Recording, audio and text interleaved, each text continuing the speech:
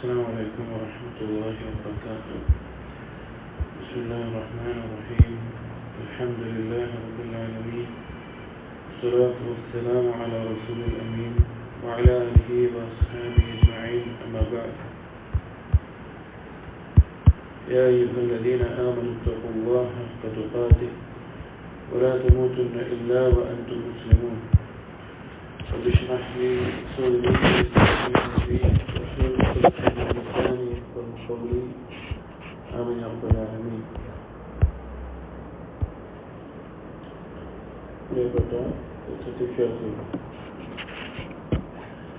الإمام البخاري رحمه الله الأدب المفرد എന്ന കിതാബിൽ അടുത്ത ബാബു സിബാബിൽ മുസ്ലിമി ഫുസൂഖുൻ, ഒരു മുസ്ലിമിനെ അധിക്ഷേപിക്കുക, ആക്ഷേപിക്കുക, ചീത്ത വിളിക്കുക എന്നുള്ളത് ഫുസൂഖാണ്, ചെമ്മാടിത്തരമാണ് എന്നുള്ള ബാബിലുള്ള ഹദീസുകൾ. അൻ സഅദ് ബിൻ മാലിക് അൻ നബി സല്ലല്ലാഹു അലൈഹി വസല്ലം ഖാല സിബാബുൽ മുസ്ലിമി ഫുസൂഖുൻ.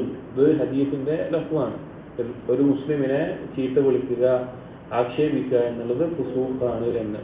എന്താണ് ഫുസൂഖ് എന്ന് പറഞ്ഞു കഴിഞ്ഞാൽ, ഫുസൂഖ് എന്നതുകൊണ്ട് ഉദ്ദേശിക്കുന്ന വാക്ക് എന്ന് പറഞ്ഞാൽ, ഫുസൂഖ് എന്ന് മാത്രം പറയുകയാണെങ്കിൽ അല്ലാഹു സുബ്ഹാനഹു വ തആല കൽപ്പിച്ചിട്ടുള്ള ഒരു കാര്യം അത് ചെയ്യാതിരിക്കുക എന്നുള്ളതാണ് ഫുസൂഖ് കൊണ്ട് ഉദ്ദേശിക്കുന്നത്, അനുസരണക്കേട് കാണിക്കുക എന്നുള്ളത്.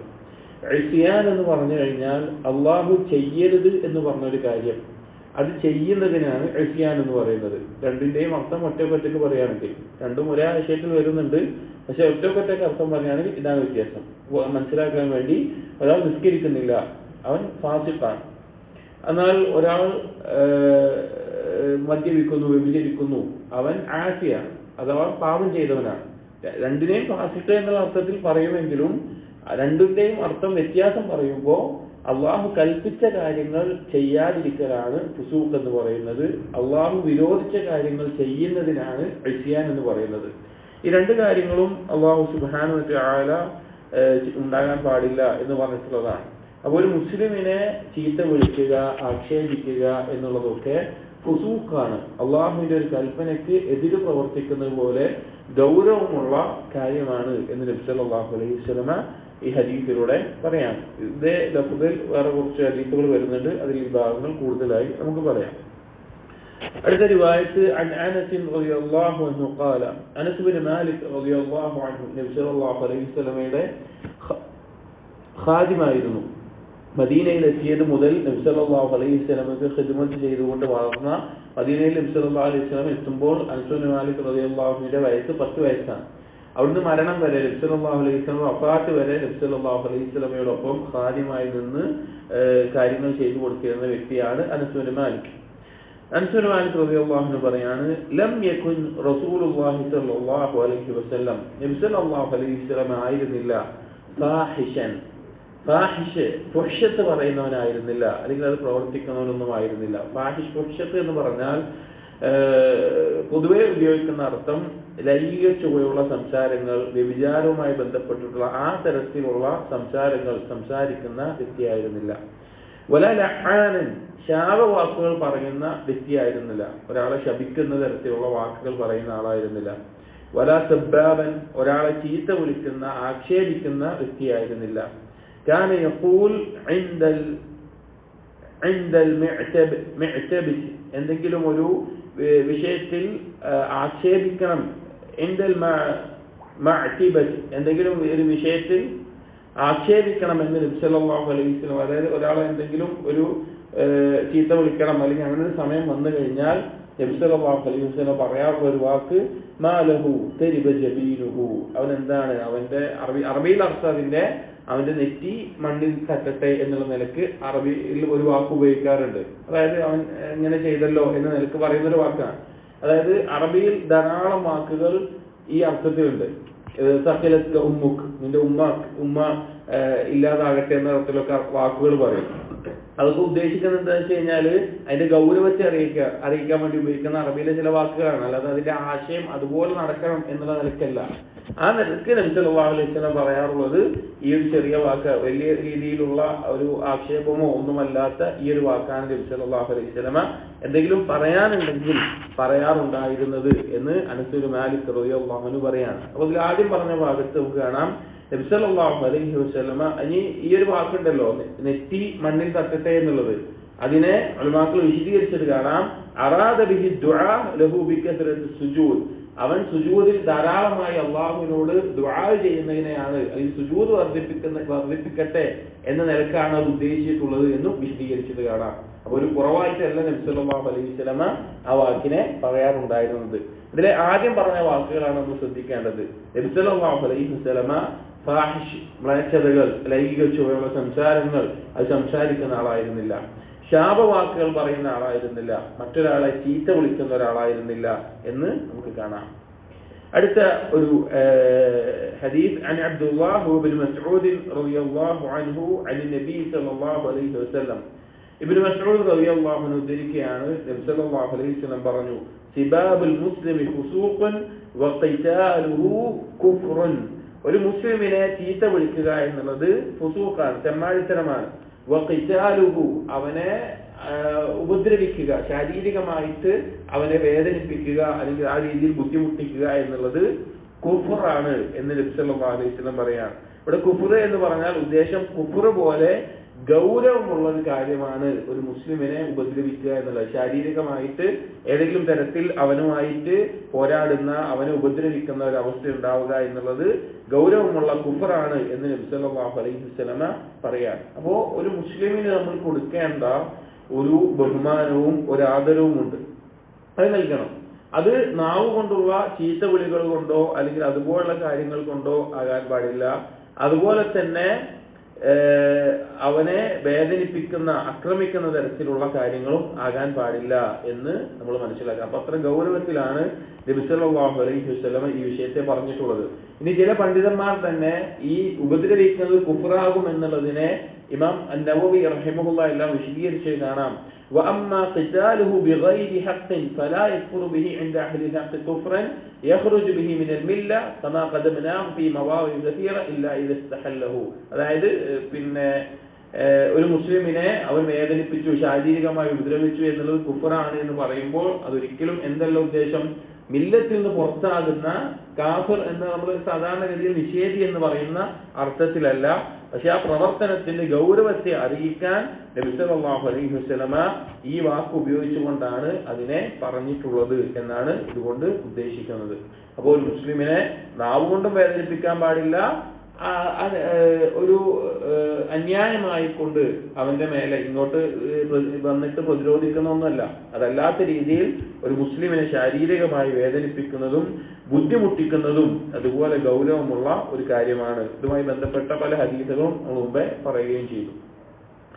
عن أبي ذر قال سمعت النبي صلى الله عليه وسلم يقول, അടുത്ത ഹദീസ് അബൂ ദർ റളിയല്ലാഹു അൻഹു പറയുകയാണ്, നബി സല്ലല്ലാഹു അലൈഹി വസല്ലം പറയുന്നത് ഞാൻ കേട്ടു, ലാ യർമി റജുലൻ ബിൽ ഫുസൂഖി വലാ യർമീഹി ബിൽ കുഫ്രി ഇല്ലാ ഇർതദ്ദത് അലൈഹി ഇൻ ലം യകുൻ സാഹിബുഹു കദാലിക. ലാ യർമി റജുലൻ ബിൽ ഫുസൂഖ്, ഒരു മുസ്ലിം, ഒരു വ്യക്തി മറ്റൊരു മുസ്ലിമിനെ, മറ്റൊരു വ്യക്തിയെ തെമ്മാടി എന്ന് ആക്ഷേപിക്കുന്നില്ല. വലാ യർമീഹി ബിൽ കുഫ്ർ, കുഫറിലാണ് അവൻ എന്ന രീതിയിൽ ആക്ഷേപിക്കുന്നില്ല. ഇല്ലർതദ്ദത് അലൈഹി, അത് അവനിലേക്ക് മടങ്ങാതെ. വഇല്ലം യകുൻ സാഹിബുഹു കദാലിക, അവൻ ആരെയാണോ വിളിച്ചത് അവൻ അങ്ങനെയല്ല എങ്കിൽ, അതായത് ഒരു മുസ്ലിം മറ്റൊരു മുസ്ലിമിനെ നീ ഫാസിഖാണെന്ന് പറയാം, അല്ലെങ്കിൽ അവൻ ഫാസിഖാണെന്ന് ആളുകളുടെ മുമ്പിൽ പറയാം, അല്ലെങ്കിൽ നീ കാഫിറാണെന്ന് പറയുകയാണ്, അല്ലെങ്കിൽ അവൻ കാഫിറാണ് എന്ന് ആളുകളുടെ മുമ്പിൽ അറിയിക്കുകയാണ്. അങ്ങനെ ചെയ്തു കഴിഞ്ഞാൽ ആ പറഞ്ഞവരിലേക്ക് അത് തിരിച്ചു വരും. പറഞ്ഞവൻ അവൻ അതേ സ്ഥാനത്താകുന്ന അവസ്ഥയാണ് ഉണ്ടാവുക.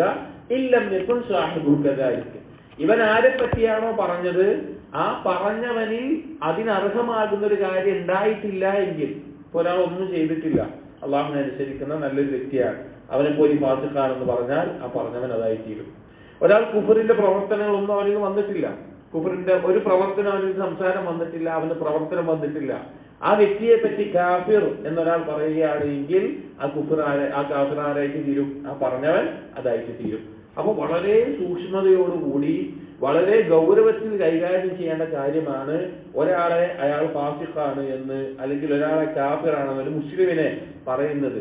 അത് അയാൾ അതിന് അർഹനല്ല എങ്കിൽ, അതിനുള്ള ഒരു പ്രവർത്തനമോ വാക്കോ ഒന്നും അയാളിൽ നിന്നുണ്ടായിട്ടില്ല എങ്കിൽ ആ പറഞ്ഞ വാക്ക് പറഞ്ഞവരിലേക്ക് തന്നെ മടങ്ങുന്നതാണ് എന്ന് നബി സല്ലല്ലാഹു അലൈഹി വസല്ലമ പറയുകയാണ്. അപ്പോ ഗൗരവത്തിൽ നമ്മുടെ സംസാരങ്ങളിൽ നമ്മൾ ശ്രദ്ധിക്കേണ്ട കാര്യമാണ് ഈ ഒരു അവസ്ഥ ഉണ്ടാവുക എന്നുള്ളത്. കാരണം ഇതുപോലുള്ള കാര്യങ്ങളിലേക്ക് എത്തിച്ചേരും എന്നുള്ളത്. ഇവിടെ ഈ പറഞ്ഞവൻ കാഫിറാകും എന്നുള്ളത് പറഞ്ഞെടുത്ത് ഉലമാക്കൾ വിശദീകരിച്ചത് കാണാം. അതുകൊണ്ട് ഉദ്ദേശിക്കുന്ന ഒരർത്ഥം എന്താണെന്ന് വെച്ച് കഴിഞ്ഞാൽ, ആ പറഞ്ഞതോടുകൂടി അവൻ മില്ലത്തിൽ നിന്ന് പുറത്താകുന്ന കാഫിറാകുന്നല്ല. അവൻ ചെയ്തത് വലിയ ഗൗരവമുള്ള ഒരു തെറ്റാണ്. അത് മുഖേന അവൻ കുഫറിലേക്ക് എത്തിച്ചേരുന്ന അവസ്ഥയുണ്ടാകും എന്നുള്ളതാണ് അതുകൊണ്ട് ഉദ്ദേശിച്ചിട്ടുള്ളത്. പണ്ഡിതന്മാർ പറഞ്ഞത് അൽ മആസി ബരീദുൽ കുഫർ, പാപങ്ങൾ എന്നുള്ളത് കുഫറിന്റെ സന്ദേശകനാണ് എന്നാണ്. അതായത് ഒരാൾ പാപങ്ങൾ തുടർന്നു കൊണ്ട് ചെയ്തുകൊണ്ടിരിക്കുക എന്നുള്ളത് അവൻ കുഫറിലേക്ക് എത്തിക്കുന്ന വഴിയിലേക്ക് പോകുന്ന ഓരോ ഘട്ടങ്ങളാണ്. കാരണം പാപങ്ങൾ മുഴുകിക്കഴിഞ്ഞാൽ, പിന്നെ ആ പാപങ്ങളിലേക്ക് അടിമപ്പെട്ട് കഴിഞ്ഞാൽ അത് ഒഴിവാക്കാൻ പറ്റാതെ വരുമ്പോൾ അവൻ നിഷേധിയായി തീരും, അതിലേക്ക് എത്തിച്ചേരും.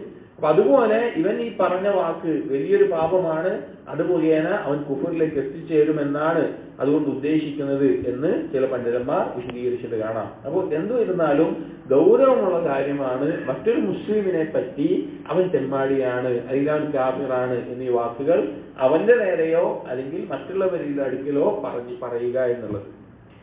عن أبي ذر سمع النبي صلى الله عليه وسلم يقول أبو ذر رضي الله عنه ذكر حديث النبي صلى الله عليه وسلم പറയുന്നത് കേട്ടു, من ادعى لغير أبيه وهو يعلم فقد كفر.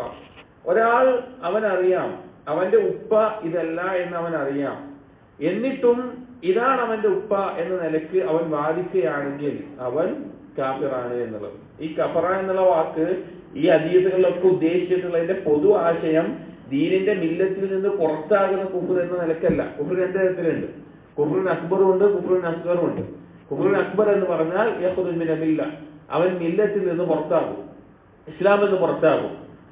പിന്നെ അള്ളാഹു നിഷേധിക്കുക, അതുപോലുള്ള കാര്യങ്ങൾ, അള്ളാഹു നിർബന്ധമാക്കിയ കാര്യങ്ങൾ നിർബന്ധമല്ല എന്ന് പറഞ്ഞ് നിഷേധിക്കുക, അള്ളാഹു ഹറാമാക്കിയ കാര്യങ്ങൾ അത് ഹലാലാണെന്ന് പറയുക, അതരത്തിൽ ചെയ്യുന്നത്.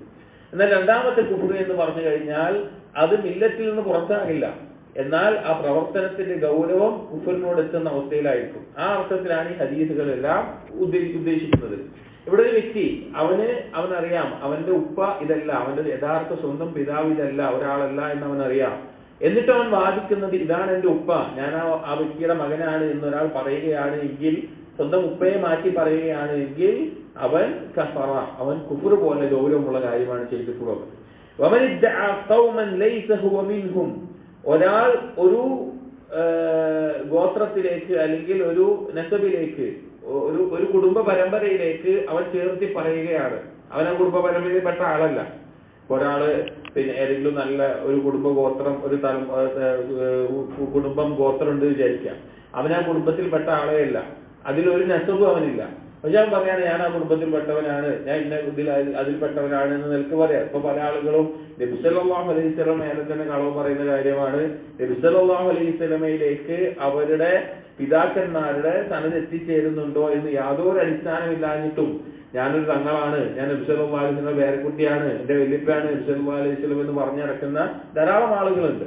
അപ്പൊ അങ്ങനെ വേണ്ട, ഏതെങ്കിലും ഒരു കുടുംബത്തിലേക്ക് അവന്റേതല്ലാതെ ഗോത്രത്തിലേക്കോ കുലത്തിലേക്കോ കുടുംബത്തിലേക്കോ അവനെ ചേർത്തി പറഞ്ഞാൽ നബി സല്ലല്ലാഹു അലൈഹി വസല്ലം പറയാണ് ഫല്യതബവ്വ മഖ്അദഹു മിനന്നാർ, അവൻ നരകത്തിൽ അവന്റെ സീറ്റ് ഉറപ്പിച്ചു കൊള്ളട്ടെ. ഇത് പ്രത്യേകിച്ച് ഈ കാര്യങ്ങൾ പറയുമ്പോ അന്ന് അറബികൾക്കിടയിൽ അവരുടെ ഗോത്രം, അവരുടെ പാരമ്പര്യം, അവരുടെ ആ നസബ്, തലമുറ, അതിന് വലിയ പ്രാധാന്യം കൽപ്പിക്കുന്ന ആളുകളാണ് അറബികൾ എന്നുള്ളത്. നമ്മുടെ നാടുകളിലും ഉണ്ട്. പക്ഷെ അതിനേക്കാൾ ഗൗരവത്തിൽ ആ ഒരു പാരമ്പര്യത്തിന് മേലെ അഭിമാനം കൊള്ളുന്ന, മറ്റുള്ളവരെ പാരമ്പര്യങ്ങൾ മോശമാണെങ്കിൽ അതിന്റെ പേരിൽ അവരെ പുച്ഛിക്കുന്ന ഒരവസ്ഥ, അത് ഇസ്ലാമിലാണെങ്കിൽ പോലും തുടർന്നുകൊണ്ടേ ഇരിക്കുമെന്ന് നബി സല്ലല്ലാഹു അലൈഹി വസല്ലം ഗൗരവത്തിൽ പറഞ്ഞിട്ടുള്ള കാര്യമാണ്. അപ്പൊ അങ്ങനെയുള്ള ആളുകളെ പറയുന്നത് ഇല്ലാത്തൊരു ഗോത്രത്തിലേക്ക് സ്വന്തത്തെ ചേർത്തി പറയുക എന്നുള്ളത് അവൻ നരകത്തിൽ അവന്റെ സീറ്റ് അവൻ ഉറപ്പിച്ചു കൊള്ളട്ടെ എന്ന് പറഞ്ഞു. വമൻ ദഅ റജുലൻ ബിൽ കുഫ്രി, ഒരാൾ മറ്റൊരു മുസ്ലിമിനെ കുഫറിന്റെ പേരിൽ വിളിക്കുകയാണ്, അവൻ കാഫിറാണ് എന്നൊക്കെ പറയുകയാണെങ്കിൽ, ഔ ഖാല അദുവുല്ലാഹ്, അല്ലെങ്കിൽ പറയാണ് അള്ളാഹുവിന്റെ ശത്രു എന്ന നിലക്ക് പറയാണ്, വലൈസ കദാലിക ഇല്ലാ ഹാറത് അലൈഹി, അത് ആ പറഞ്ഞതിലേക്ക് തന്നെ മടങ്ങാതെ ഒരു അവസ്ഥയും ഇല്ല എന്നുള്ളത് നേരത്തെ പറഞ്ഞ ഹദീസിന്റെ ആശയം. അപ്പൊ ഒരു മുസ്ലിമിനെ ഈ തരത്തിലുള്ള ഏതെങ്കിലും ഒരു വാക്ക് പറയുന്നത് ഗൗരവത്തിൽ നമ്മൾ സൂക്ഷിക്കണം.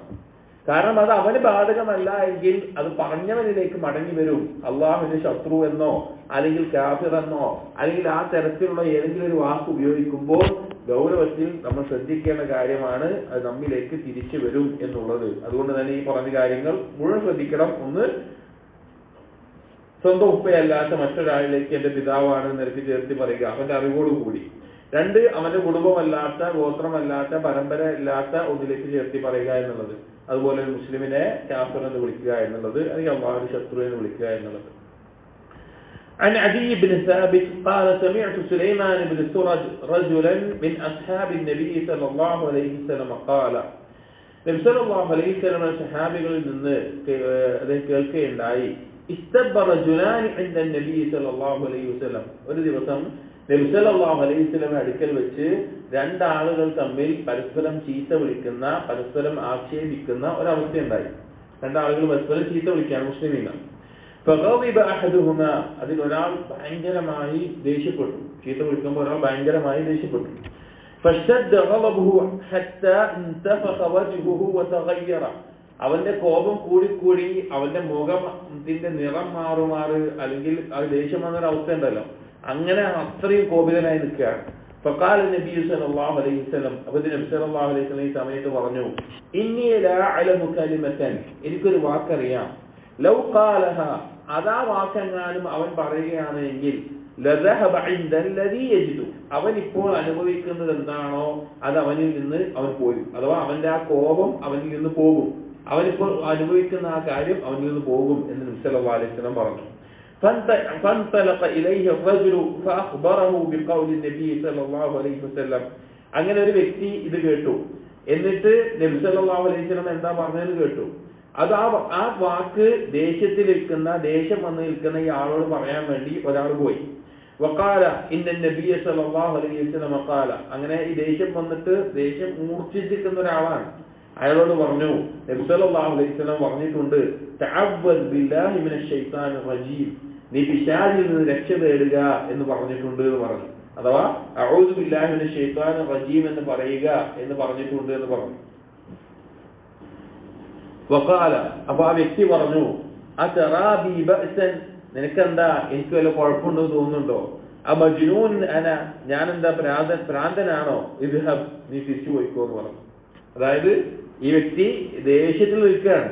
ദേഷ്യത്തിൽ നിൽക്കുമ്പോഴാണ് ഒരാൾ വന്ന് പറയുന്നത്, നബി സല്ലല്ലാഹു അലൈഹി വസല്ലം എന്ത് പറഞ്ഞിട്ടുണ്ട്, നീ അഊദു ബില്ലാഹി മിനശ് ശൈത്താനിർ റജീം എന്ന് പറയാനെന്ന് പറഞ്ഞിട്ടുണ്ട്. അപ്പൊ അയാൾ ദേഷ്യത്തിൽ എന്തായി, അയാളെ ദേഷ്യത്തിന്റെ ആധിക്യം കൊണ്ട് അയാൾ ചോദിക്കാൻ, ഞാനെന്താ ഭ്രാന്തനാന്ന് വിചാരിച്ചു പോയിട്ടുണ്ടോ, നീ തിരിച്ചു പോയിക്കോ എന്നുള്ളത്. ഇതില് ഈ ഹദീസില് ഒന്ന് നമ്മൾ മനസ്സിലാക്കേണ്ടത്, ദേഷ്യം വന്നു കഴിഞ്ഞാൽ ആ ദേഷ്യത്തെ ഒഴിവാക്കാനുള്ള പ്രധാനപ്പെട്ട പറയേണ്ട ഒരു വാക്ക് അഊദു ബില്ലാഹി മിനശ് ശൈത്താനിർ റജീം എന്നാണ്. കാരണം പിശാച് ഒരു മനുഷ്യന്റെ മേലെ ഏറ്റവും സ്വാധീനം ചെലുത്തുന്ന രണ്ട് സമയങ്ങളുണ്ട്. അതിലൊന്ന് അവന് ദേഷ്യം വരുന്ന സമയമാണ്, അവൻ കോപിക്കുന്ന സമയമാണ്. രണ്ട്, അവന് ശഹ്വത്തുകളുടെ ആധിക്യമുള്ള സമയമാണ്. ഈ രണ്ട് സമയത്തും പിശാചിന്റെ കയ്യിലെ കളിപ്പാട്ടമായി മനുഷ്യൻ മാറും. ഒന്ന് വൈകാരികമായിട്ടുള്ള ദേഹേച്ഛകൾ വർദ്ധിക്കുന്ന സമയത്തും, രണ്ട് ദേഷ്യം വരുന്ന സമയത്തും. ഇതിൽ രണ്ടിൽ തന്നെ ദേഷ്യം വരുമ്പോഴാണ് ഏറ്റവും കൂടുതൽ പിശാചിന് ഒരു മനുഷ്യനെ നിയന്ത്രണത്തിൽ കിട്ടുക. കാരണം ഈ ശഹ്വത്തിൽ വീണു പോകുന്ന ഒരുത്തൻ ചിലപ്പോൾ ദേഷ്യപ്പെട്ടോണമെന്നില്ല, പക്ഷെ ദേഷ്യപ്പെടുന്ന ഒരാൾക്ക് അവന് ശഹ്വത്ത് നിയന്ത്രിക്കാനേ സാധിക്കില്ല. ശഹ്വത്തിനെ നിയന്ത്രിക്കാൻ സാധിക്കാത്ത ദുർബലതയുള്ള ഒരാൾക്ക് ചിലപ്പോൾ ദേഷ്യം നിയന്ത്രിക്കാൻ സാധിച്ചെന്ന് വരും. പക്ഷെ ദേഷ്യം നിയന്ത്രിക്കാൻ സാധിക്കാത്തവന് അവന്റെ ദേഹേച്ഛകളെ നിയന്ത്രിക്കാൻ സാധിക്കുകയില്ല, അത്രയും ദുർബലനായിരിക്കും അവൻ. അതുകൊണ്ട് തന്നെയാണ് നബി സല്ലല്ലാഹു അലൈഹി വസല്ലമ ദേഷ്യം വരുന്ന സമയത്ത് മിണ്ടാതിരിക്കണം എന്ന് പറഞ്ഞിട്ടുണ്ട്. ദേഷ്യം വരുന്ന സമയത്ത് നിൽക്കുന്നവൻ ഇരിക്കുകയും ഇരിക്കുന്നവൻ കിടക്കുകയും ചെയ്യണമെന്ന് പറഞ്ഞിട്ടുണ്ട്. കാരണം ദേഷ്യം വരുമ്പോൾ അവന്റെ നാവിനെ നിയന്ത്രിക്കാനും ദേഷ്യം വരുന്ന സമയത്ത് പ്രവർത്തനങ്ങളെ നിയന്ത്രിക്കാനും. ഒരാൾ നിൽക്കുമ്പോൾ ചെയ്യുന്ന അത്ര ഒരാൾക്ക് എപ്പോഴും പറ്റൂല, ഇരിക്കുമ്പോൾ ചെയ്യാൻ പറ്റൂല. ഇരിക്കുമ്പോൾ ചെയ്യുന്ന അത്ര അയാൾക്ക് എന്ത് ചെയ്യാൻ പറ്റൂല, കിടക്കുമ്പോൾ ചെയ്യാൻ പറ്റൂല. ഇനി അതിനും മാറിയിട്ടില്ല എങ്കിൽ ആ ചൂടിനെ ഈ ദേഷ്യാവട്ടെ ശവത്താവട്ടെ ഈ രണ്ട് സമയത്തും ശരീരം ചൂടാവും.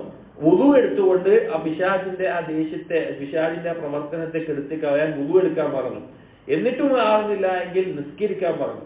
അപ്പൊ അത്രയും മനുഷ്യന്റെ നിയന്ത്രണം തെറ്റിപ്പോകുന്ന ഒരു കാര്യമാണ് ദേഷ്യപ്പെടുക എന്നുള്ളത്. അവൻ എന്താ പറയുന്നതെന്നോ എന്താ ചെയ്യുന്നതെന്നോ ഒന്നും അവന്റെ കൺട്രോൾ ഇല്ലാതെ പോകുന്ന ഒരു സന്ദർഭം. അതുകൊണ്ടാണ് പറഞ്ഞത് നീ കോപിക്കരുത് എന്ന് ഒരാളോട് ഒരുപാട് വസിയത്ത് പറഞ്ഞത്. ഇപ്പൊ ഈ ഒരു അവസ്ഥ നോക്കി, അയാൾ ദേഷ്യം വന്ന് അതിന്റെ ആ മൂർധന്യ അവസ്ഥയിലേക്ക് ഒരാൾ വന്നിട്ട് പറയുകയാണ് ഇങ്ങനെ പറഞ്ഞപ്പോ എനിക്കെന്താ ഭ്രാന്തന തോന്നുന്നുണ്ടോ പറഞ്ഞിട്ട്. കാരണം അയാൾക്കത് ആലോചിക്കാനുള്ള ഒരു അവസ്ഥയിലല്ല അയാൾ. അത്രയും കോപത്തിലായി നിൽക്കുന്ന ഒരവസ്ഥ അയാൾക്ക് അവിടെ ഉണ്ടായി എന്നുള്ളതാണ്. അപ്പോ നമ്മൾ പരസ്പരം ചീത്ത വിളിക്കുന്നതുമായി ബന്ധപ്പെട്ടാണ് വന്നിട്ടുള്ളത്. രണ്ട്, കോപത്തിന്റെ അപകടവും ഇനി ആ കോപത്തിന് രക്ഷ തേടാനുള്ള മാർഗം അഊദു ബില്ലാഹി മിനശ് ശൈത്വാനിർ റജീം എന്നുള്ള വാക്ക് അതിന്റെ ആശയത്തെ ഉറ്റാലോചിച്ചുകൊണ്ട് അഥവാ പിശാചിന് രക്ഷ നേടാൻ ആത്മാർത്ഥമായ അള്ളാഹുവിനോട് തേടിക്കൊണ്ട് പറയേണ്ട വാക്കാണത്. അപ്പൊ പരസ്പരം ചീത്ത വിളിക്കുന്നത് സ്വന്തം ബുദ്ധി തിരിഞ്ഞു പോകുന്ന അത്ര കോപം വരാനുള്ള ഒരു കാരണമായി മാറും. കുറച്ചു നേരത്തെ നിശബ്ദത, കുറച്ചു നേരത്തെ ഒരു ക്ഷമ ഉണ്ടെങ്കിൽ ചിലപ്പോ വലിയ നഷ്ടങ്ങൾ നമുക്ക് എന്താക്കാൻ പറ്റും, വലിയ നഷ്ടങ്ങൾ ഒഴിവാക്കാൻ സാധിക്കും. അടുത്ത ബാബു മൻ ലം യുവാജിഹിൻ നാസ് ബികലാമിഹി. ഈ ബാബിൽ പറയുന്നത് എന്താണെന്ന് വെച്ച് കഴിഞ്ഞാൽ ജനങ്ങളോട് നേരിട്ട് കാര്യങ്ങൾ പറയാതിരിക്കുന്നത് എന്നുള്ളതാണ് ഉദ്ദേശിക്കുന്നത്. ഈ ബാബിലെ കൊടുക്കുന്ന ഒരു ഹദീസ്, ഈ ബാബിന് ഈ തലക്കെട്ട് കൊടുക്കാനുള്ള കാരണം ഇവിടെ സഹീഹിലല്ലാതെ വഈഫിൽ ഒരു ഹദീസ് വന്നിട്ടുണ്ട്. ആ ഹദീസിന്റെ ആശയത്തിലാണ് ഈ തലക്കെട്ട് വന്നിട്ടുള്ളത്. ആ ഹദീസ് എന്താ വെച്ച് കഴിഞ്ഞാൽ നബി സല്ലല്ലാഹു അലൈഹി വസല്ലമ ഒരാളോടും അയാൾക്ക് ഇഷ്ടമില്ലാത്തൊരു വാക്ക്, അയാൾക്ക് കേൾക്കുന്നത് ഇഷ്ടമില്ലാത്തൊരു വാക്ക് അല്ലെങ്കിൽ അയാൾക്ക് ബുദ്ധിമുട്ടായ രീതിയിലെ വാക്ക് അയാളോട് നേരിട്ട് പറയാറുണ്ടായിരുന്നില്ല. നബി സല്ലല്ലാഹു അലൈഹി വസല്ലം ഒരു രീതിയായിരുന്നു. അതാണ് ആ ഹദീസിന്റെ ആശയം. അതുകൊണ്ടാണ് ഈ ഒരു തലക്കെട്ട് കൊടുത്തിട്ടുള്ളത്. നബി സല്ലല്ലാഹു അലൈഹി വസല്ലം ഒരാൾക്ക് വേദനിക്കുന്നതോ അല്ലെങ്കിൽ ഒരാൾക്ക് വെറുപ്പുണ്ടാക്കുന്നതോ ഒരാൾക്ക് ഇഷ്ടമില്ലാത്തതോ ആയ കാര്യങ്ങൾ അയാളോട് നേരെ പോയി പറഞ്ഞ് അയാളെ വേദനിപ്പിക്കുന്ന രീതി നബി സല്ലല്ലാഹു അലൈഹി വസല്ലം ഉണ്ടായിരുന്നില്ല. ഈ ബാബിൽ കൊടുത്തിട്ടുള്ള ഒരു ഹദീസ് عن عائشة رضي الله عنها قالت عائشة رضي الله عنها പറയാണ് صنع النبي صلى الله عليه وسلم شيئا. നബി സല്ലല്ലാഹു അലൈഹി വസല്ലം ചില കാര്യങ്ങൾ ചെയ്തു. فرخص فيه. എന്നിട്ട് നബി സല്ലല്ലാഹു അലൈഹി വസല്ലം ഉമ്മത്തിന് ആ വിഷയത്തിൽ ഇളവ് കൊടുത്തു. فتنزه عنه قوم. എന്നാൽ ചില ആളുകൾ ആ ഇളവ് സ്വീകരിക്കാൻ തയ്യാറായില്ല. അവർ നബി സല്ലല്ലാഹു അലൈഹി വസല്ലമക്ക് ആ വിഷയത്തിൽ എതിരായിരുന്നു. فبلغ ذلك النبي صلى الله عليه وسلم.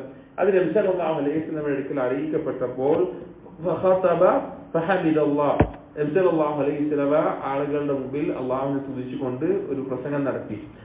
അല്ലാഹുവിനെ സ്തുതിച്ചു, എന്നിട്ട് ഒരു പ്രസംഗം നടത്തി. ثم قال, അതിൽ പറഞ്ഞു ما بال قوم.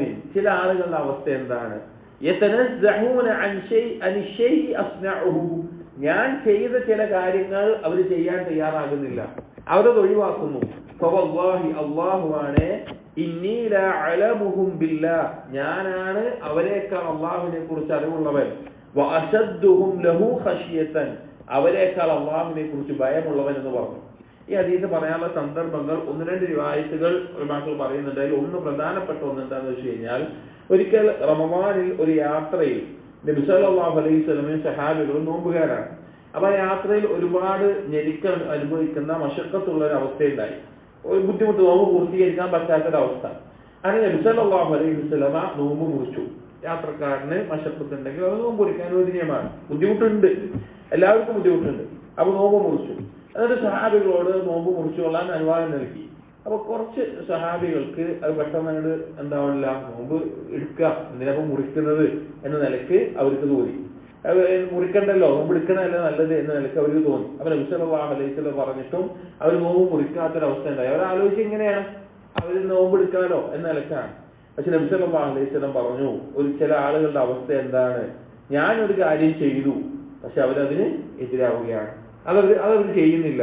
എന്നിട്ട് പറയാണ് വല്ലാഹി ഇന്നി ലാ അലമുഹും ബില്ലാഹ് വഅശദ്ദുഹും ലഹു ഖശിയതൻ, ഞാനാണ് അവരെക്കാൾ അള്ളാഹുവിനെ കുറിച്ച് അറിവുള്ളവനും ഞാനാണ് അവരെക്കാൾ അള്ളാഹുവിനെ ഭയപ്പെടുന്നവനും. ഇതൊരു ദീനിന്റെ അടിസ്ഥാനം അറിയിക്കുന്നതാണ്. അങ്ങനെ അവരും നോമ്പ് മുറിക്കുന്ന അവസ്ഥയുണ്ടായിരുന്നു. അത് ഒന്നാമത്തെ സംഭവം. രണ്ടാമത്തെ ഒന്ന് നമുക്ക് ഏറ്റവും പരിചയിച്ചിട്ടുള്ള ഒരു സംഭവമാണ്. മൂന്നാളുകൾ നബി സല്ലല്ലാഹു അലൈഹി വസല്ലമയുടെ ഇബാദത്തുകൾ നോക്കിക്കാണാൻ പോയപ്പോൾ നബി സല്ലല്ലാഹു അലൈഹി വസല്ലം ചെയ്യുന്നതൊക്കെ കുറവാണ് എന്ന് തോന്നി. കാരണം അവർ പറഞ്ഞു, ഞാനിനി രാത്രി ഉറങ്ങില്ല. ഒരാൾ പറഞ്ഞു ഞാൻ വിവാഹം കഴിക്കില്ല. ഒരാൾ പറഞ്ഞു ഞാൻ ഇന്നും നോമ്പായിരിക്കും. ആ നിലക്ക് പറഞ്ഞു. അപ്പോൾ നബി സല്ലല്ലാഹു അലൈഹി വസല്ലമ അതുമായി ബന്ധപ്പെട്ടിട്ടാണ് ഇത് പറഞ്ഞിട്ടുള്ളത്. കാരണം നബി സല്ലല്ലാഹു അലൈഹി വസല്ലം വിവാഹം കഴിച്ചിട്ടുണ്ട്, രാത്രി ഉറങ്ങാറുണ്ട്, നിസ്കരിക്കാറുണ്ട്, നോമ്പ് നോൽക്കാറുണ്ട്, നോമ്പില്ലാത്ത ദിവസങ്ങളുണ്ട്. അപ്പൊ ഞാൻ ചെയ്യുന്നത് ഇതിനോട് എതിരാകുന്നത് എന്താണ്? അവരെക്കാൾ ഞാനാണ് അള്ളാഹുവിനെ സൂക്ഷിക്കുന്നവൻ എന്ന നിലയ്ക്ക് നബി സല്ലല്ലാഹു അലൈഹി വസല്ലം പറഞ്ഞിട്ടുണ്ട്. അതൊന്ന് മനസ്സിലാക്കേണ്ട ഒരു കാര്യം, അള്ളാഹുവിനെ ഇബാദത്ത് ചെയ്യുമ്പോൾ നമ്മൾ എത്ര കഷ്ടപ്പെട്ടു, നമ്മൾ എത്ര ബുദ്ധിമുട്ടി, നമ്മൾ എത്ര ചെയ്തു, എത്ര അളവിൽ ചെയ്തു, എത്ര കൂടുതൽ ചെയ്തു എന്നുള്ളതല്ല അതിന്റെ അടിസ്ഥാന കണക്ക്. അള്ളാഹുവിന്റെ അടുക്കൽ കർമ്മങ്ങൾ പരിഗണിക്കപ്പെടണമെങ്കിൽ അത് നബി സല്ലല്ലാഹു അലൈഹി വസല്ലമ കാണിച്ചതുപോലെ തന്നെ ആകണം. ഒരാൾ നബി സല്ലല്ലാഹു അലൈഹി വസല്ലമ കാണിച്ചതിന് അപ്പുറത്തേക്ക് ചെയ്താൽ അതൊരിക്കലും എന്താവില്ല, ദീനാവില്ല. കാരണം ഇതാണ് മറുപടി. നബി സല്ലല്ലാഹു അലൈഹി വസല്ലമക്കാണ് അള്ളാഹുവിനെ കുറിച്ച് ഏറ്റവും നന്നായിട്ട് അറിയാം. നബി സല്ലല്ലാഹു അലൈഹി വസല്ലമയാണ് അള്ളാഹുവിനെ ഏറ്റവും കൂടുതൽ ഭയപ്പെട്ടിട്ടുള്ളത്. ആ നബി സല്ലല്ലാഹു അലൈഹി വസല്ലമയേക്കാൾ ഒരു ഭയോ, നബി സല്ലല്ലാഹു അലൈഹി വസല്ലമയേക്കാൾ ഒരു തഖ്വയോ, നബി സല്ലല്ലാഹു അലൈഹി വസല്ലമയേക്കാൾ ഒരു ഇബാദത്തോ ഇല്ല. അങ്ങനെ ഒന്നില്ല. അതുകൊണ്ടാണ് നബി സല്ലല്ലാഹു അലൈഹി വസല്ലമ ഇളവ് നൽകിയിട്ടുള്ള ഒരു കാര്യമുണ്ട് എങ്കിൽ അതിനപ്പുറത്തേക്ക് പിന്നെ അതിനെ മറികടന്നുകൊണ്ട് എന്തെങ്കിലും അധികരിച്ച് ചെയ്തുകൊണ്ട് തഖ്വ തെളിയിക്കാനോ അല്ലെങ്കിൽ അത് പൂർത്തീകരിക്കാനോ നിൽക്കുക എന്നുള്ളത് അത് ശരിയായിട്ടുള്ള ഒരു കാര്യമല്ല. നബി സല്ലല്ലാഹു അലൈഹി വസല്ലമയുടെ മാതൃകയെ, സുന്നത്തിനെ മുറുകെ പിടിക്കുക എന്നുള്ളതാണ് ഇബാദത്തിന്റെ അടിസ്ഥാനം.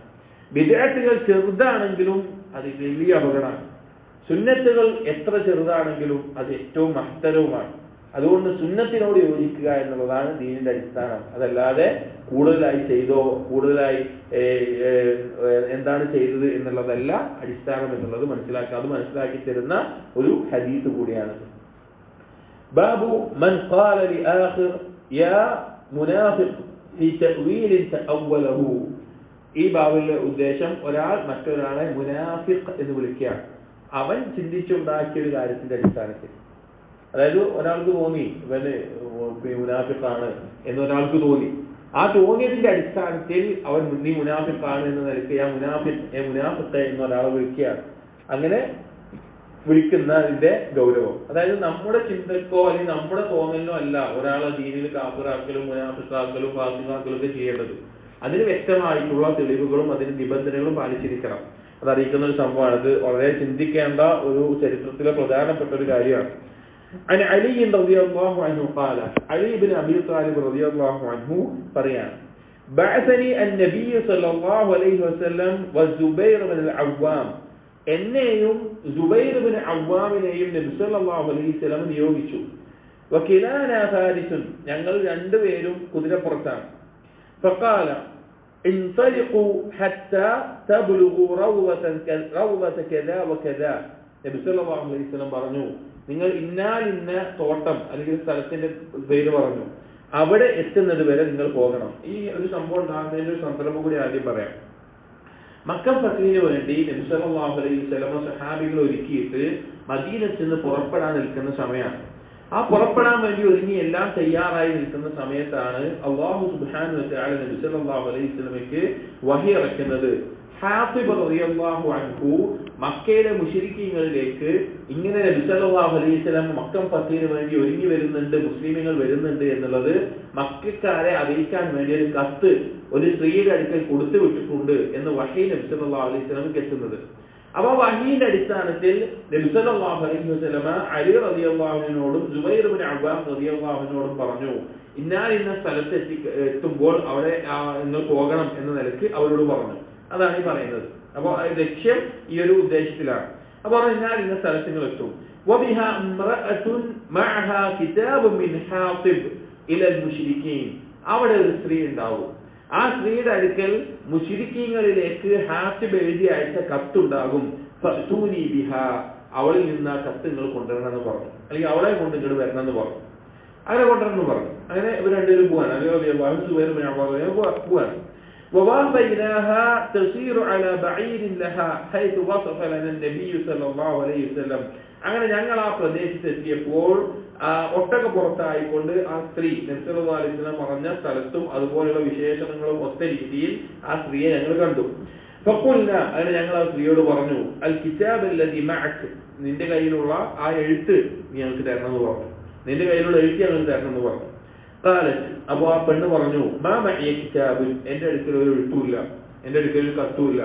ഫബഹത്നാഹ വബഈറഹ, അവർ പരിശോധിച്ചു, അവർ ആ പെണ്ണിന്റെ കെട്ടുകളിലും അതുപോലെ ഒട്ടകത്തിലും അതുപോലെ പരിശോധിച്ചു. ഫഖാല സാഹിബി മാ അറാ, അപ്പോൾ അലി റളിയല്ലാഹു അൻഹു പറയാണ്, ജുബൈർ ഇബ്നു അബ്ബാസ് റളിയല്ലാഹു അൻഹു എന്നോട് പറഞ്ഞു, ഞാൻ ഒന്നും കാണുന്നില്ല, കത്തൊന്നും കാണുന്നില്ല പറഞ്ഞു. ഫഖുൽതു, അപ്പോൾ ഞാൻ പറഞ്ഞു, അഥവാ അലി റളിയല്ലാഹു അൻഹു പറഞ്ഞു, മാ കദബ നബി സല്ലല്ലാഹു അലൈഹി വസല്ലം, നബി സല്ലല്ലാഹു അലൈഹി വസല്ലം എന്ന് പറയില്ല, കളവ് പറയില്ല. വല്ലദി നഫ്സി ബിയദിഹി, അല്ലാഹു ആണ് സത്യം, ലഉജദ്ദിദന്നകി ഔ ലതുഖ്രിജന്നഹു, നീ തുഖ്രിജിന്നഹു, ഞാൻ നിന്റെ വസ്ത്രം അഴിച്ച് പരിശോധിക്കണോ അതല്ല നീ അതെനിക്ക് തിരിച്ചു തരുന്നോ എന്ന് ചോദിച്ചു. അതായത് അത് കിട്ടുന്ന വരെ പരിശോധിക്കും, അതിന്റെ വസ്ത്രം ഊരിയിട്ടാണെങ്കിൽ പരിശോധിക്കണോ അതല്ല നീ എനിക്ക് തിരിച്ചു തരാണോ നല്ലത് എന്ന് ചോദിച്ചു. അപ്പോ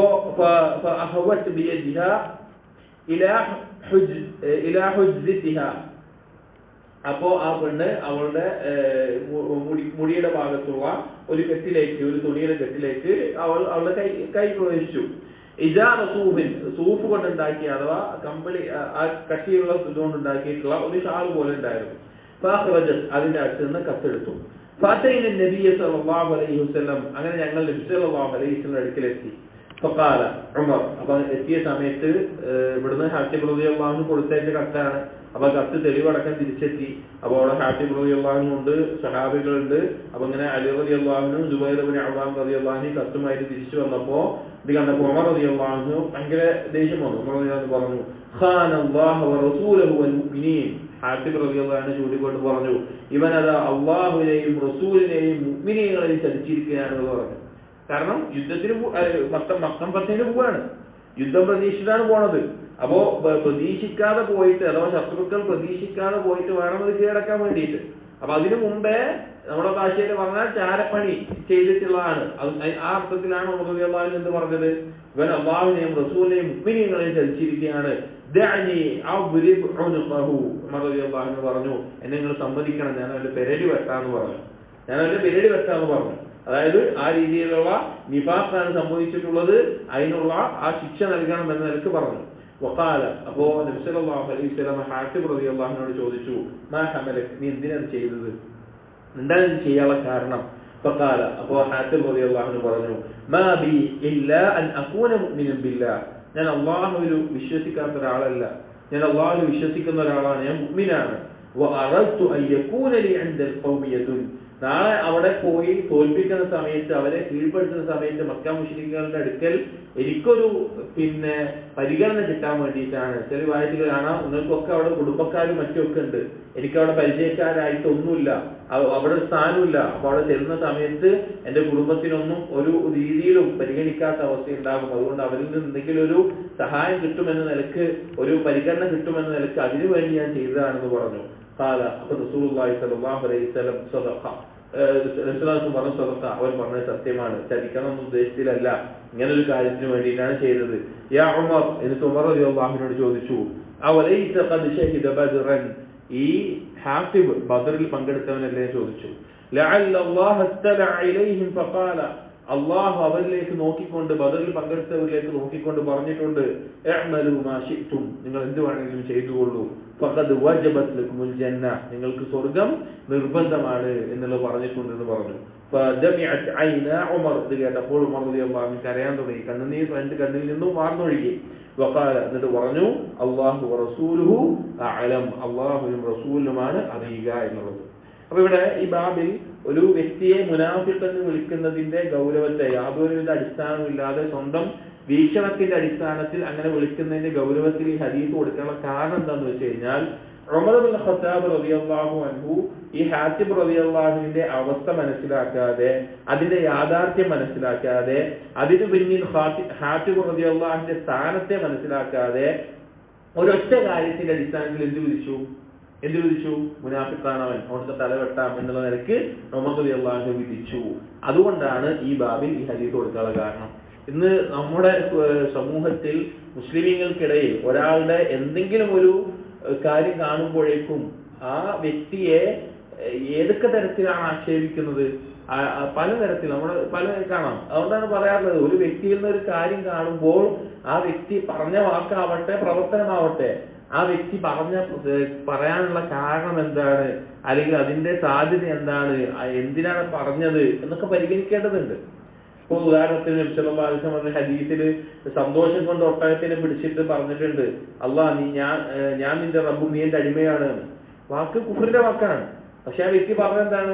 സന്തോഷത്തിന്റെ ആധിക്യത്തിൽ ആ സമയത്തിൽ പറഞ്ഞു പോയതാണ്, അയാൾ മനസ്സിൽ ഉദ്ദേശിച്ച് പറഞ്ഞതല്ല.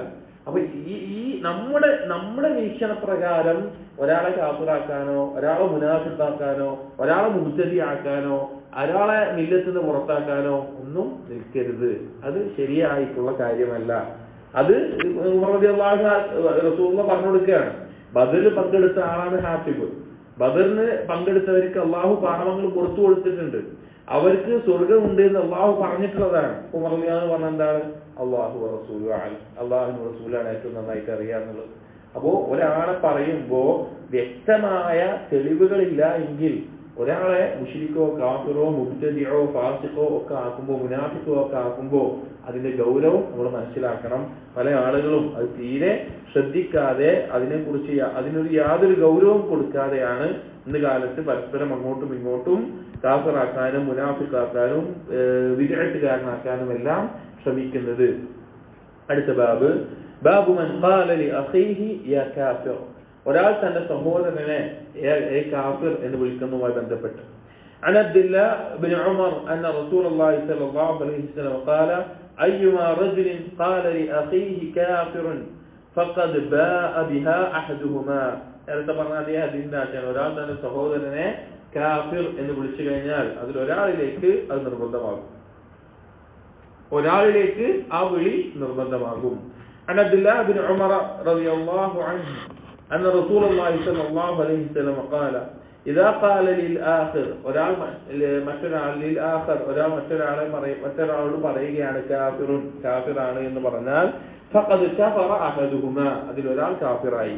إن كان الذي قال له كافرا فقد صدق, ഇനി ഒരാൾ മറ്റൊരാളെ പറഞ്ഞു അവൻ കാഫിറാണ് എങ്കിൽ ഈ പറഞ്ഞവൻ സത്യം പറഞ്ഞിരിക്കുന്നു. وإن لم يكن كما قال, നീ പറഞ്ഞവനെ പോലെ അല്ല മറ്റവനെങ്കിൽ قال له فقد باء الذي قال له بالكفر, ആരാണോ അത് പറഞ്ഞത് അവനിലേക്ക് അത് മടങ്ങുന്നതാണ് എന്ന് നബി സല്ലല്ലാഹു അലൈഹി വസല്ലമ പറയാണ്. നേരത്തെ പറഞ്ഞതായത് കൂടുതൽ വിശദീകരിക്കുന്നില്ല. ബാബു ഹിമാസത്തിൽ അഅദാ, ശത്രുക്കളുടെ സന്തോഷവുമായി ബന്ധപ്പെട്ടിട്ടുള്ള ബാബ്, ശത്രുക്കൾ സന്തോഷിക്കുക എന്നുള്ളത്. عن أبي هريرة رضي الله عنه أن النبي صلى الله عليه وسلم كان يتعوذ من سوء القضاء وشماتة الأعداء. നബി സല്ലല്ലാഹു അലൈഹി വസല്ലമ രക്ഷ തേടാറുണ്ടായിരുന്നു. സൂഉൽ ഖദാ, അല്ലാഹു സുബ്ഹാനഹു വതആലയുടെ വിധിയിൽ ഉണ്ടാകുന്ന ദോഷങ്ങളെ, അഥവാ അല്ലാഹു നമുക്ക് വിധിക്കുന്നതിൽ നമുക്ക് ദോഷമുണ്ടാകുന്ന, നമുക്ക് ഇഷ്ടമില്ലാത്തതായിട്ടുള്ള, അല്ലെങ്കിൽ നമുക്ക് വെറുപ്പുണ്ടാക്കുന്ന, നമുക്ക് ബുദ്ധിമുട്ടുണ്ടാക്കുന്ന കാര്യങ്ങൾ, അത് ദീനിലും ദുനിയാവിലും ശരീരത്തിലും സമ്പത്തിലും കുടുംബത്തിലും അങ്ങനെയെല്ലാം ഉള്ള വിഷയങ്ങളിലുള്ളതിനെ, ആ മോശപ്പെട്ട ആ വിധികളെ അതിൽ നിന്ന് രക്ഷ തേടുമായിരുന്നു. അതുപോലെ ഷിമാഅത്തിൽ അഅദാ, ശത്രുക്കൾ സന്തോഷിക്കുന്നത്, അഥവാ ശത്രുക്കൾ സന്തോഷിക്കുക എന്ന് പറഞ്ഞാൽ മുസ്ലിമീങ്ങൾ തോൽക്കുക, അല്ലെങ്കിൽ മുസ്ലിമീങ്ങൾക്ക് വേദനയുണ്ടാവുക, മുസ്ലിമീങ്ങൾക്ക് എന്തെങ്കിലും വീഴ്ച വരിക, അങ്ങനെയുള്ള സന്ദർഭത്തിൽ ശത്രുക്കൾക്ക് ഉണ്ടാവുന്ന സന്തോഷമുണ്ടല്ലോ, ആ സന്തോഷത്തിനാണ് ഷിമാഅത്ത് എന്ന് പറയുന്നത്. അങ്ങനെയുള്ള ആ ശത്രുക്കൾ സന്തോഷിക്കുന്നതിനെ തൊട്ടും നബി സല്ലല്ലാഹു അലൈഹി വസല്ലമ രക്ഷ തേടാറുണ്ടായിരുന്നു. നബി സല്ലല്ലാഹു അലൈഹി വസല്ലമയുടെ ദുആകളിൽ ഈ ലഫ്ള് വന്നിട്ടുണ്ട്, ഈ കാര്യങ്ങളിൽ നിന്നെല്ലാം രക്ഷ തേടുന്നതായിട്ട് വന്നിട്ടുണ്ട്. ബാബു സർഫ് ഫിൽ മാൽ, സമ്പത്ത് അമിതവ്യയം ചെയ്യുന്നതുമായി ബന്ധപ്പെട്ടുള്ള, ഇസ്റാഫ് കാണിക്കുന്നതുമായി ബന്ധപ്പെട്ട്, അഥവാ അനാവശ്യമായിട്ട് സമ്പത്ത് ചെലവഴിക്കുക, അമിതമായി സമ്പത്ത് ചെലവഴിക്കുന്നതുമായി ബന്ധപ്പെട്ടിട്ടുള്ള കാര്യങ്ങളാണ്. عن أبي هريرة رضي الله عنه أن رسول الله صلى الله عليه وسلم قال, നബി സല്ലല്ലാഹു അലൈഹി വസല്ലം പറയുകയുണ്ടായി, ഇന്നല്ലാഹ യർദാ ലക്കും സലാസൻ വയസ്ഖതു ലക്കും സലാസൻ. അല്ലാഹു സുബ്ഹാനഹു വ തആല 3 കാര്യങ്ങൾ നിങ്ങൾക്ക് തൃപ്തിപ്പെടുന്നുണ്ട്, 3 കാര്യങ്ങൾ നിങ്ങളിൽ കോപിക്കുന്നതും വെറുക്കുന്നതുമാണ് എന്ന് പറഞ്ഞു. അതായത് 3 കാര്യങ്ങൾ അടിമകളിൽ ഉണ്ടാകുന്നത് അല്ലാഹു സുബ്ഹാനഹു വ തആല തൃപ്തിപ്പെടുന്നു, ഇഷ്ടപ്പെടുന്നു. മറ്റു 3 കാര്യങ്ങൾ നിങ്ങളിൽ ഉണ്ടാകുന്നത് അല്ലാഹു തആല വെറുക്കുന്നു, അല്ലാഹുവിന് കോപം ഉണ്ടാക്കുന്ന കാര്യമാണ്. യർദാലക്കും, നിങ്ങളിൽ അല്ലാഹു തൃപ്തിപ്പെടുന്ന കാര്യം ഒന്നാമത്തേത് അൻതഅബുദൂ, അവനെ മാത്രം ആരാധിക്കുക എന്നതാണ്. രണ്ടാമത്തേത് വലാ തുശ്രികൂ ബിഹി ഷൈഅൻ, ഒന്നിനെയും അല്ലാഹുവിൽ പങ്കു ചേർക്കാതിരിക്കുക എന്നുള്ളതാണ്. മൂന്നാമത്തേത് വഅൻ തഅതസിമൂ ബിഹബ്ലില്ലാഹി ജമീഅ, അല്ലാഹുവിന്റെ പാശത്തിൽ, അല്ലാഹുവിന്റെ കയറിൽ നിങ്ങൾ ഒരുമിച്ച് മുറുകെ പിടിക്കുക എന്നുള്ളതാണ്. 3 കാര്യങ്ങൾ അല്ലാഹു തൃപ്തിപ്പെടുന്നു. ഒന്ന് തൗഹീദാണ്, അല്ലാഹു സുബ്ഹാനഹു വ തആലയിൽ പങ്കു ചേർക്കാതെ അല്ലാഹുവിനെ മാത്രം ആരാധിക്കുക എന്നുള്ളത്. അല്ലാഹു ഏറ്റവും തൃപ്തിപ്പെടുന്ന കാര്യം തൗഹീദാണ്. അത് അല്ലാഹു തആല ഇഷ്ടപ്പെടുന്ന തൃപ്തിപ്പെടുന്ന കാര്യമാണ്. രണ്ടാമത്തേത് വലാ തുശ്രികൂ ബിഹി ഷൈഅ, ഒന്നിനെയും അല്ലാഹുവിൽ പങ്കു ചേർക്കരുത്. അതൊരു വ്യക്തിയാവട്ടെ, വസ്തു ആവട്ടെ, കല്ലാവട്ടെ, ജാറമാവട്ടെ, മരമാവട്ടെ, അല്ലെങ്കിൽ ജിന്നാവട്ടെ, മലക്കാവട്ടെ, നബിയാവട്ടെ, ആരെയും അല്ലാഹു സുബ്ഹാനഹു വ തആല പങ്കു ചേർക്കരുത്. ഇബാദത്തിന്റെ വിഷയത്തിൽ നേരിട്ട് അല്ലാഹുവിനോട്, ഇടയാളനായിട്ട് അല്ലെങ്കിൽ ശുപാർശകനായിട്ട് ഒരാളോട് പ്രാർത്ഥിക്കുന്ന അവസ്ഥ ഒന്നും ഉണ്ടാകാൻ പാടില്ല. അല്ലാഹുവിൽ ഒന്നിനെയും പങ്കു ചേർക്കാൻ പാടില്ല. മൂന്നാമത്തേത് വഅൻ തഅതസിമൂ ബിഹബ്ലില്ലാഹി ജമീഅ, നിങ്ങൾ ജമാഅത്ത് ആയിക്കൊണ്ട് ഒരുമിച്ചുകൊണ്ട് അല്ലാഹു സുബ്ഹാനഹു വ തആല ഭാഷത്തിൽ അഥവാ ഖുർആനിൽ, സുന്നത്തിൽ, അവരുടെ ദീനിൽ മുറുകെ പിടിക്കുക, എല്ലാവരും ഒരുമിച്ച് നിൽക്കുക. അത് എന്തിലായിരിക്കണം? അല്ലാഹു സുബ്ഹാനഹു വ തആല കലാമായ ഖുർആൻ, അത് ഹബ്ലുല്ലാഹ്, അല്ലാഹുവിന്റെ കയറാണ്. അതിന്റെ വിശദീകരണമായ സുന്നത്ത്, നബി സല്ലല്ലാഹു അലൈഹി വസല്ലം സുന്നത്ത്, അതിലൊരുമിച്ച് നിൽക്കണം. ഈ ഖുർആനെയും സുന്നത്തിനെയും നേരിട്ട് മനസ്സിലാക്കിയ സഹാബികൾ അവരെങ്ങനെയാണ് മനസ്സിലാക്കിയത്? അതിലൊരുമിച്ച് നിൽക്കണം. അതുപോലെ തന്നെ ആ മുസ്ലിം ഭരണാധികാരിക്ക് കീഴിൽ ഒരു മുസ്ലിം സമൂഹം ബൈഅത്ത് ചെയ്തിട്ടുള്ള ഭരണാധികാരികൾക്ക് കീഴിൽ ഇതുപോലെ ഒരുമിച്ച് നിൽക്കുക, അല്ലെങ്കിൽ ഖുർആനിലേക്കും സുന്നത്തിലേക്കും യഥാർത്ഥ ദീനിലേക്കും ഒരുമിച്ച് നിൽക്കുക എന്നുള്ളത് അല്ലാഹു ഇഷ്ടപ്പെടുന്ന ഒരു കാര്യമാണ്. നിങ്ങൾ അതിൽ ഒരുമിച്ച് നിൽക്കുക എന്നുള്ളത്. അതുപോലെ തന്നെ ഒന്നാമത്തേതിലാണ് അൻതഅബുദൂ വലാ തുശ്രികൂ ബിഹി ഷൈഅൻ എന്ന് പറഞ്ഞത്. രണ്ടാമത്തേത് അല്ലാഹുവിന്റെ കാരണം മുറുകെ പിടിക്കുക. മൂന്നാമത്തേത് വൻ തുനാസഹു മൻ വല്ലാഹു അല്ലാഹു അംറക്കും. ഞാൻ 2-3 നേരത്തെ പറഞ്ഞു, അതായത് ഇത് വായിക്കാതെ. മൂന്നാമത്തെ പറഞ്ഞത് ഭരണാധികാരി, നിങ്ങൾക്ക് മേൽ അല്ലാഹു തആല ഏൽപ്പിച്ചിട്ടുള്ള ഭരണാധികാരിയോട് നസീഹത്ത് ഉണ്ടാവുക, ആ ഭരണാധികാരിയെ അനുസരിക്കുക. ശിർക്കിനും കുഫറിനും അല്ലാഹുവിനെ ധിക്കരിക്കാൻ കൽപ്പിക്കാത്തിടത്തോളം കാലം ഭരണാധികാരിക്ക് അനുസരണം ഉണ്ടാകണം. ഭരണാധികാരിക്ക് പിന്നിൽ ജമാഅത്തുകൾ നിസ്കരിക്കണം, ഭരണാധികാരിക്ക് പിന്നിൽ ജിഹാദ് ഉണ്ടെങ്കിൽ അത് ചെയ്യണം. പക്ഷേ അല്ലാഹു സുബ്ഹാനഹു വ തആലയുടെ ധിക്കരിക്കുന്ന കാര്യങ്ങൾ പറഞ്ഞാൽ അതിനനുസരണമില്ല, അതിലൊരു സൃഷ്ടിക്ക് അനുസരണമല്ല. അതല്ലാത്ത കാര്യങ്ങളിലെല്ലാം ആ ഭരണാധികാരിയോട് നസീഹത്ത് വെച്ച് പുലർത്തുന്ന, ഭരണാധികാരിയോട് അനുസരണം കാണിക്കുന്ന ആളായിരിക്കണം. അല്ലാതെ അങ്ങാടികളിലും മിമ്പറുകളിലും എല്ലാം ഭരണാധികാരിക്കെതിരെ കുറ്റം പറഞ്ഞു നടക്കുന്ന ഒരാളാകരുത്. ഇസ്ലാമിക ഭരണകൂടത്തിന് കീഴിൽ മുസ്ലിമീങ്ങൾ ബൈഅത്ത് ചെയ്തിട്ടുള്ള ഒരു ഭരണാധികാരിക്ക് കീഴിൽ. അപ്പൊ ഈ 3 കാര്യങ്ങളാണ്. ഒന്ന് തൗഹീദ്, അല്ലാഹുവിനെ മാത്രം ആരാധിക്കുക, ശിർക്ക് ഉണ്ടാകാൻ പാടില്ല. 2 അല്ലാഹുവിന്റെ ദീനിൽ ഖുർആനിലും സുന്നത്തിലും ഒരുമിച്ച് നിൽക്കുക എന്നുള്ളത്. 3 ഭരണാധികാരികളോട് നസീഹത്ത് ഉണ്ടാവുക എന്നുള്ളത്. വയക്റഹുലക്കും, നിങ്ങൾക്ക് വെറുക്കുന്ന കാര്യങ്ങൾ എന്ന് പറഞ്ഞു കഴിഞ്ഞാൽ ഖീല വഖാൽ വകസറത്തു സുആൽ വഇദാഅത്തുൽ മാൽ. ഖീല വഖാൽ എന്ന് പറഞ്ഞാൽ കണ്ടതും കേട്ടതും ഒരു അടിസ്ഥാനവും ഇല്ലാത്ത, ഒരു പ്രമാണവും ഇല്ലാത്ത കാര്യങ്ങൾ അത് പറഞ്ഞു നടക്കുക എന്നുള്ളത്. അതായത് ഒരു അടിസ്ഥാനം ഇല്ലാതെ ആൾക്കാർ അങ്ങോട്ടും ഇങ്ങോട്ടും പറഞ്ഞു നടക്കുന്ന തൈലകാലകൾ എന്നൊക്കെ പറയില്ലേ, അങ്ങനെയുള്ള കാര്യങ്ങൾ അത് പറഞ്ഞു നടക്കുക എന്നുള്ളത്. 2 വകസറത്തു സുആൽ, അധികരിച്ച ചോദ്യം എന്നുള്ളത്. അതായത് ഒരു ആവശ്യം ഉണ്ടാവില്ല, ആ ആവശ്യമില്ലാതെ വെറുതെ ദീനിയായ കാര്യങ്ങളാണെങ്കിൽ തന്നെയും അവനൊരു കാര്യമില്ലാതെ വെറുതെ ചോദ്യങ്ങൾ ചോദിച്ചുകൊണ്ടേ ഇരിക്കുന്ന അവസ്ഥ. അതൊരു തഫ്സീർ. രണ്ടാമത് വിശദീകരിച്ചുള്ള പണ്ഡിതന്മാർ പറഞ്ഞു ജനങ്ങളോട് യാചിക്കുക എന്നുള്ളത്. ജനങ്ങളോട് ചോദിച്ച് ഓരോ കാര്യങ്ങൾ ചോദിച്ച് അങ്ങനെ അധികരിച്ച ചോദ്യങ്ങൾ യാചിച്ചുകൊണ്ട് ചോദിക്കുക എന്നുള്ളത്. ഈ 2 അർത്ഥം കസറത്തു സുആൽ എന്നുള്ളതിനുണ്ട്. ഒന്ന് അടിസ്ഥാനമില്ലാതെ കണ്ടതും കേട്ടതും ഒക്കെ വിശ്വസിക്കുക, അതൊക്കെ പറഞ്ഞിറക്കുക എന്നുള്ളത്. 2 കസറത്തു സുആൽ, അധികരിച്ച ചോദ്യം. ദീനിയായിട്ടുള്ള മസല ചോദിക്കലാവട്ടെ, അതല്ലാത്ത ചോദ്യങ്ങളാവട്ടെ, മറ്റുള്ളവരോട് യാചിക്കുന്നതൊക്കെ അതിൽ ഉൾക്കൊണ്ടു. മൂന്നാമത്തേത് ഇളാഅത്തുൽ മാൽ, സമ്പത്തിനെ പാഴാക്കുക എന്നുള്ളത്. അഥവാ ഒന്ന് ഹറാമായ രീതിയിൽ പാഴാക്കുക എന്നുള്ളത്, 2 അനാവശ്യങ്ങൾക്ക് വേണ്ടി പാഴാക്കുക എന്നുള്ളത്, 3 ആവശ്യമുള്ള കാര്യം തന്നെ അത് അമിതമായി ചെലവഴിക്കുക എന്നുള്ളത്. ഹറാമുകൾക്ക് ചെലവഴിക്കാൻ എന്തായാലും പാടില്ല, അത് ഹറാമാണ്. അതുപോലെ തന്നെ രണ്ടാമത്തേത് അനാവശ്യമായിട്ടുള്ള കാര്യങ്ങൾ, ഒരു ഉപകാരമില്ലാത്ത, ദീനുകൊണ്ടോ ദുനിയാവിനോ ഒരു ഉപകാരമില്ലാത്ത കാര്യങ്ങൾ ഉണ്ടാവും, അതിന് ചെലവഴിക്കുന്ന ആളുകളെ കാണാൻ സാധിക്കും. മൂന്നാമത്തേത് ഹലാല്, അനുവദിച്ചൊരു കാര്യമായിരിക്കും, പക്ഷെ അത് തന്നെ ഒരു പരിധി വിട്ടുകൊണ്ട് വെറുതെ ചില ആളുകൾ വസ്ത്രം വാങ്ങുക വിചാരിക്കുക.